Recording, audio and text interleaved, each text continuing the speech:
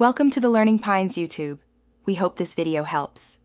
In this video, I will show you how to put on a Middle Eastern head wrap. This method is simple and elegant, perfect for any occasion. First, select a rectangular scarf, ideally measuring between 45 and 60 inches in length. A lightweight, breathable fabric like cotton or chiffon works best for comfort and ease of styling. Make sure your hair is neatly tied back or styled to create a smooth base. Now, let's create the foundation. Drape the scarf over your head, ensuring one end is significantly longer than the other.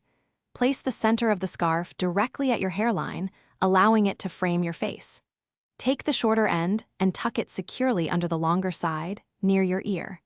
This creates a stable base for the subsequent layers, preventing any slipping throughout the day. Next, we'll create the main wrap. Take the longer end of the scarf and bring it across your forehead, then continue wrapping it smoothly around your head. Overlap each layer slightly to ensure full coverage and a polished look. Keep wrapping until you have only a small tail remaining, perhaps 6 to 8 inches.